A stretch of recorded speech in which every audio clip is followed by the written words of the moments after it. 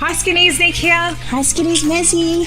We're very festive today because we are prepping Mez's famous Christmas puddings. And the Christmas puddings, of course, they require, you can't just decide like on Christmas Eve to do a Christmas pudding.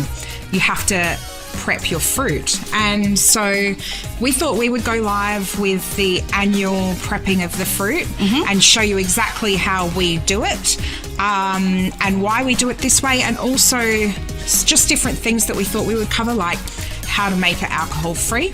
Yep. How to, that the actual recipe can be gluten free. Yep.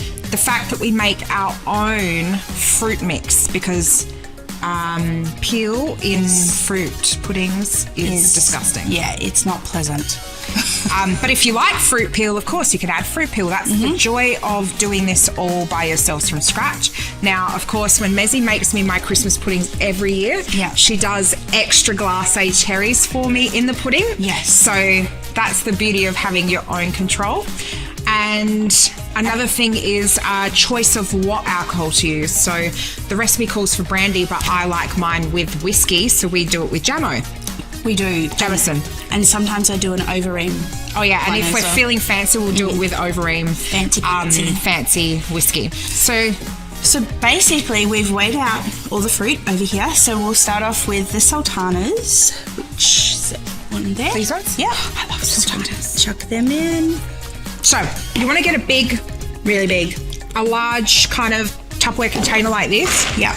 That has like a lid that has like the seal. So vacuum sealed. Yeah. Like airtight. Otherwise, when you go to like turn it, you will... Because you have to macerate it. You have to like bash it up. Yeah. And turn it. So tip number one, start with a nice large Tupperware type container that's airtight. Yes. Then we're going to go with the raisins. That's raisins? No, they're currants. That's raisins? That's raisins. That's raisins. Far out. I didn't know this was a test, Mez. Technical. And then we're going to go currants. They're currants. They're currants. Yum. And then dried cranberries.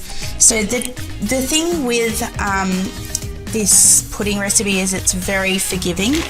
If you don't like a particular fruit, then your cherries. If you don't like a particular fruit, then feel free to omit, but replace it by increasing the quantities of what you do like. Yeah, exactly. What's next? Your favourite? Glacé cherries? Yes.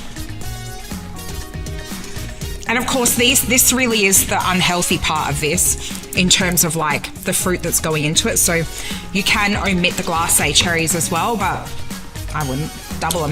No. It's Christmas. It's for my favourite Christmas calories don't count. No, it doesn't.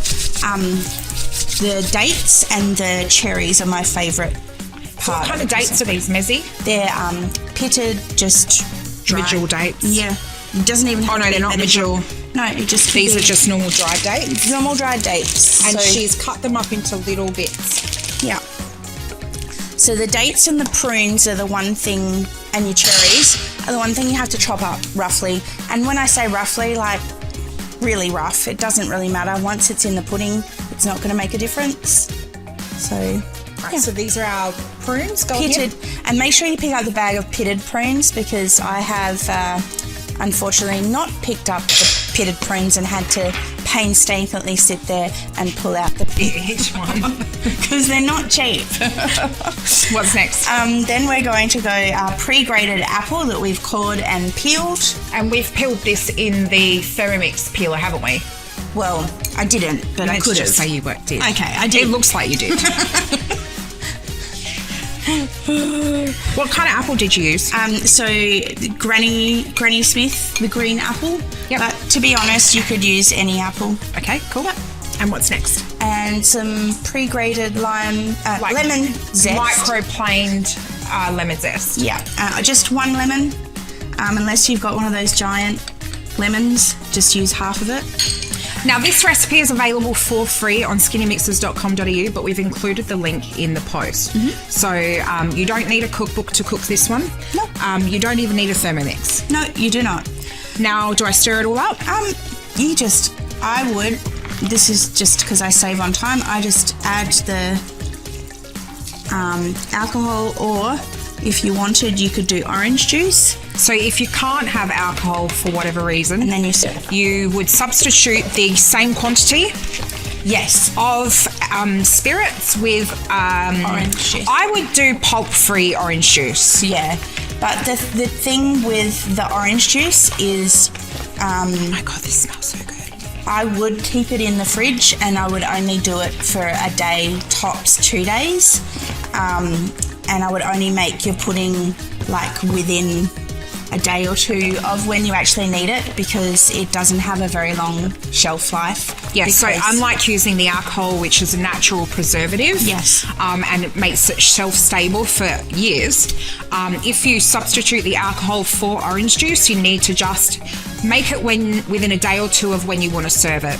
Yeah, that's just the unfortunate thing with wanting a non-alcoholic pudding. You just have to allocate your time correctly for all your Christmas cooking, basically. Have I done a good job of mixing this up? Yeah, you've done pretty good. Yes. So Can't believe I'm making my pudding this I year. know. Ness. So now, Just make sure your apple down the sides get Push it all down? pushed down, because you want to make sure. oh, Did you? You did a grant. it's You in my okay? actual eyes, Mez. Oh my god. Crisis. Jamison in my eyes, and this is not the first time this has happened. You did a grant. Here. Oh my Oh no, goodness. I can't do that. It's going to wipe my makeup off. Oh no. That's right, I'll What do you fix it want me after. to do then? It's just in my eyelashes, that's all. Here, tea towel. Oh, thanks. Okay. Okay, so now while Nick's trying to recover over here, we've made sure we've got all our apples sort of pushed down and soaked in. I'm just going to pretend that it's fine on camera. Yeah. And then we've got the lid, wherever that is. I just don't want to stop playing with it because it's so much fun. And it smells amazing. It smells so good. So we've got the Sistema one that has the seal that has all around it. So we're just going to put that there. Make sure we click it in. Now, I like to, because I tend to at this time of year do multiple soakings because I get so many orders, is I actually put a bit of masking tape on there and I write the date of when I start, like Of what this one is. Yeah, of like today's date, so that when I start making my puddings, then So how long do we now let this stand? So 1 to 2 weeks is ideal. That you can actually go for way longer, because again, as soon as the alcohol hits it, you're preserving it. So And then once it's, let's say we leave it for 1 week, then we turn it into a pudding. Yeah. How long does the pudding then have to sit until you can eat it?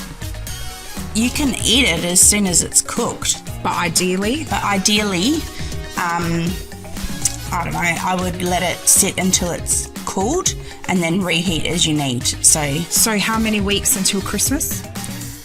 So what is it now? What is it? 6, 7 weeks till Christmas? So this really is the perfect time to start, Yeah. because this sits for 1 to 2 weeks. Then you make your puddings, you wrap them up, you steam them, you do everything, and then they sit in the fridge until you're ready to give them to people. Yep. Or eat them on Christmas Day. Yeah. Or eat them on the lead up to Christmas. Yeah, like or we eat do. them for the months following Christmas. Like we do. Like we do. Now, there's an important message actually in this recipe, and for those of you who run to the website and download the recipe now to cook along with us. Yes. At this stage, we've put in the recipe to check your breasts. Now, you might be thinking, well, there's no chicken in this recipe. But what we're doing with this recipe is highlighting an important factor in all females' lives, which is breast health. Yes.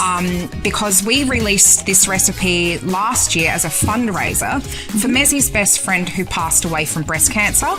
And we raised money and donated it, and it was a wonderful initiative. I forget how much we raised, but it was over $10,000. Was it really? Yeah.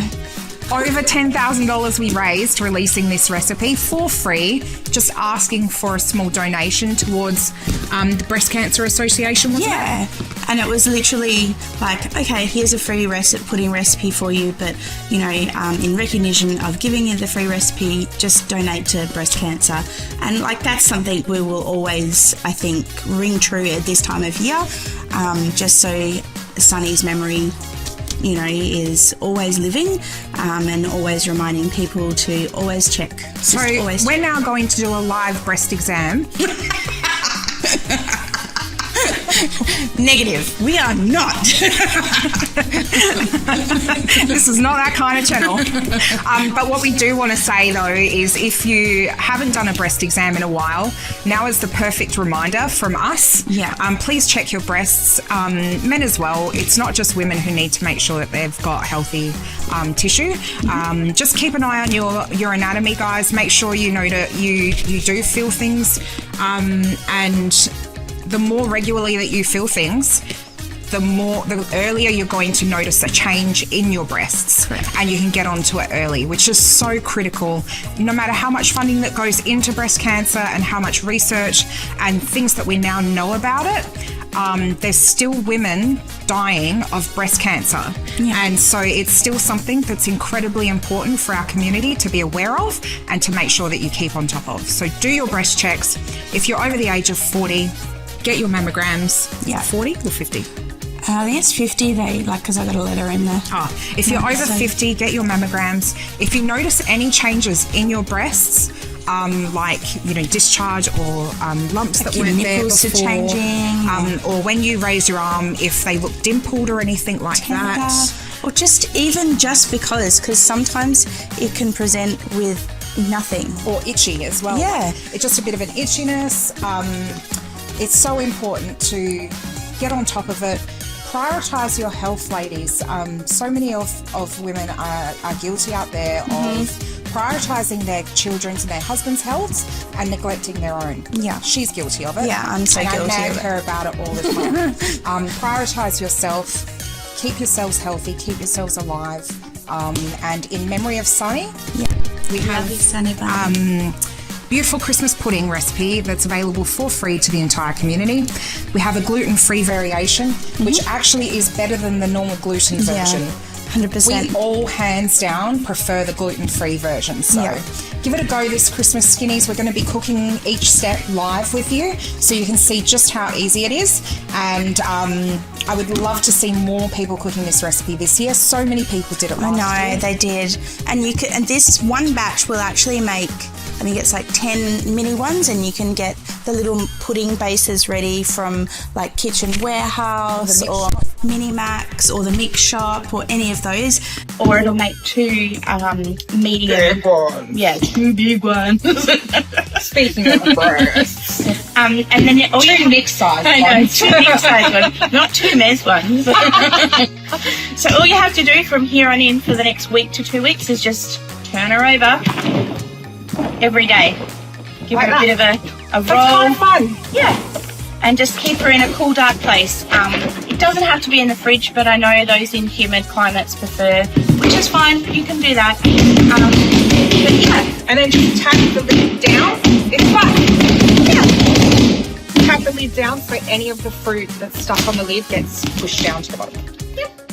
And they'll be giving you tips as we go along. Thank you so much for tuning in, you guys. Have a wonderful day, and we'll catch up with you all soon. Bye, Skinnies. Bye.